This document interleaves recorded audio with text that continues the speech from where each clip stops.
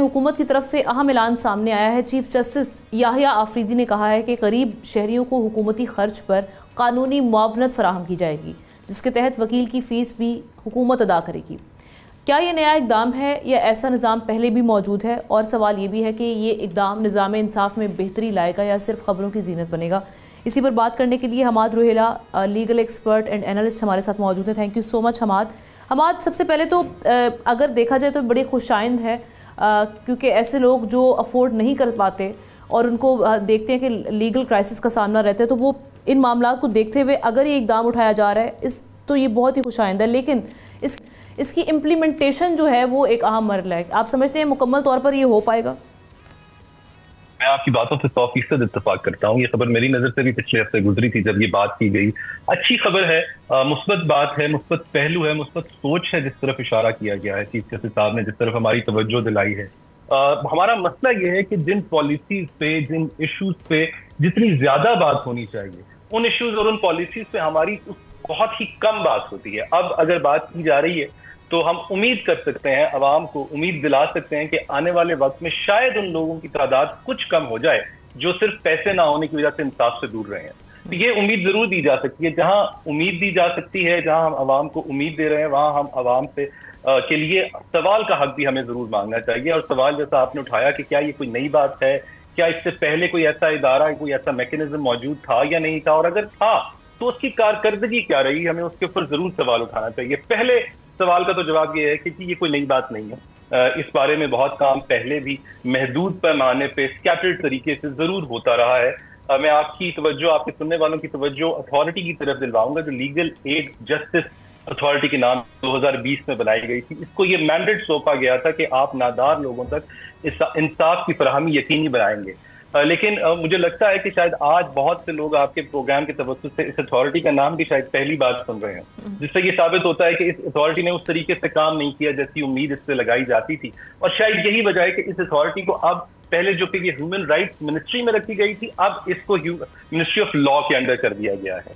इस अथॉरिटी से बहुत पहले legal practitioners and bar councils act मौजूद है, जिसके तहत तमाम मुल्क में बार काउंसिल जितनी भी हैं उनको कहा गया है कि आप भी ऐसा मैकेनिज्म बनाइए कि लोगों तक इंसाफ यकीनी हो सके, कोई भी शख्स पैसे कम होने की वजह से इंसाफ से दूर ना रहे। तमाम बार काउंसिल्स ने प्रोविंशियल लेवल पे, डिस्ट्रिक्ट लेवल पे ऐसी कमेटीज बनाई जिनको लीगल एड कमेटी कहा जाता है। इनको एक्टिवेट किया गया और ये डिफरेंट डिस्ट्रिक्ट लेवल्स पे काम कर रही हैं। इस वक्त हम खबरें ये भी देख रहे हैं कि पंजाब में इन कमेटीज को दोबारा एक्टिवेट करने की बात की जा रही है कि वो जेलों का मुआयना करें कि कोई कैदी इस वजह से ना रह जाए कि उसके पास लीगल रिप्रेजेंटेशन के पैसे नहीं है, इस वजह से सजा ना भुगतता रहे। फिर इसके बाद हमारे सामने आती है लॉ एंड जस्टिस कमीशन ने भी कुछ कमेटीज बनाई हैं जिनको लीगल एम्पावरमेंट कमेटी कहा जाता है। ये दोनों कमेटीज अगर देखें तो इस वक्त कमोबेश 132 इजला में काम कर रही हैं। इन कमेटी को फंड करने के लिए access to justice development fund भी पहले से मौजूद है। कानून साजी की जहां तक बात है तो पंजाब में 2018 में इस बारे में कानून साजी कर ली गई थी, केपी में भी 2019 में कानून साजी कर ली गई थी, और सिंध ने एक कदम आगे जाके एक ऐसा पब्लिक प्राइवेट पार्टनरशिप को सामने रखते हुए एक ऐसा इदारा बनाया है जहां पर आप पाकिस्तान के किसी भी कोने में बैठे हो तो उनको फोन कर सकते हैं और फोन के ऊपर आप मुफ्त कानूनी रहनुमाई भी ले सकते हैं। और साथ ही साथ अगर आपको कानूनी मावनत भी चाहिए तो उसका भी उन्होंने एक तरीकेकार वाज़ेह कर दिया है। तो अगर ये तमाम तरीकेकार वाज़ेह हैं और तमाम इदारे हैं और कवानीन मौजूद है, तो फिर आखिर अब तक वो कारकर्दगी क्यों नहीं आ रही जिसकी हम उम्मीद लगा रहे हैं, जिसकी हम उम्मीद आगे भी लोगों को दे रहे हैं? तो मेरे नजदीक इसकी सबसे बड़ी वजह ओनरशिप का लैक है, ओनरशिप का फुकदान है। इन इदारों को प्रॉपर्ली ओन नहीं किया गया। ओनरशिप का मतलब ये नहीं है कि इनको फंड नहीं किया गया। जिस हद तक फंडिंग जरूरी होती है किसी इदारे के लिए, उस इदारे के लिए ओनरशिप का मतलब है कि आप मॉनिटरिंग मैकेनिज्म भी बनाएं, आप इवैल्यूएशन का मैकेनिज्म बनाएं, आप एक ट्रांसपेरेंट मैकेनिज्म बनाएं ताकि उस इदारे की कारकर्दगी को भांपा जा सके, नापा जा सके, कोई मेजरेबल KPIs उसको दें। आपके सुनने वाले बहुत हैरान होंगे शायद ये जानकर कि इन कमेटीज को जो फंडिंग दी जाती है उसका बहुत सारा हिस्सा अंडर यूज रह जाता है, अंडर यूटिलाइज रह जाता है। मेरे पास रीसेंट लेटेस्ट कोई डेटा नहीं है, लेकिन एक रिपोर्ट के मुताबिक मुझे पता चला था कि सिंध में 40%, पंजाब में 46%, इस्लामाबाद में 52%, केपी में 55% और बलूचिस्तान में 60% फंड्स को यूटिलाइज ही नहीं किया गया।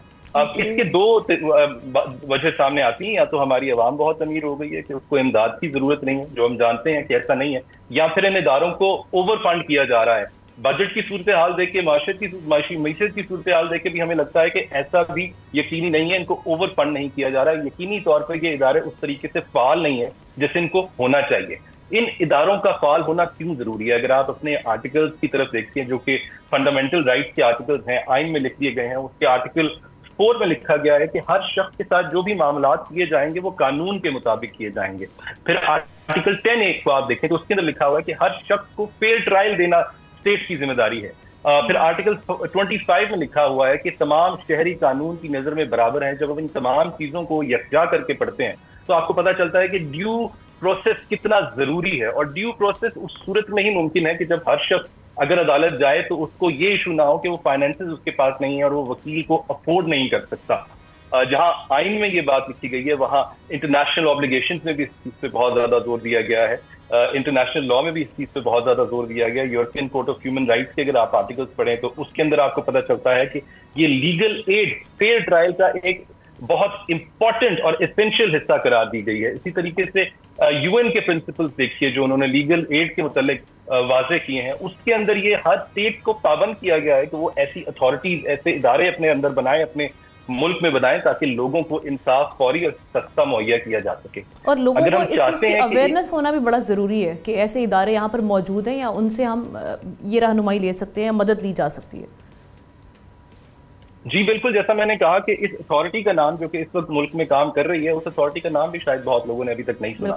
تو کلیئرلی ہم لوگ اب اس طریقے سے ہمارے ادارے اس طریقے سے پبلک ریلیشننگ نہیں کر رہے جن کی ان سے امید کی جاتی ہے. تو اگر ہمیں دیکھنا ہے کہ ادارے کیسے کام کرتے ہیں تو ہمیں انٹرنیشنل دیکھنا چاہیے. ہماری بھارت کے ساتھ صرف جنگ اسلحے کی نہیں ہونی چاہیے، بارود کی نہیں ہونی چاہیے، ہر میدان میں جنگ ہونی چاہیے. ان کا ادارہ ہے نیشنل لیگل سروسز اتھارٹی، ہمیں اس کو بھی آبزرو کرنا چاہیے. ہمیں انگلینڈ کی طرف دیکھنا چاہیے، وہاں لیگل ایڈ ایجنسی ہے وہ کیسے کام کرتی ہے. وہاں پر ہر ایپلیکنٹ کو ایکسیپٹ نہیں کر لیا جاتا.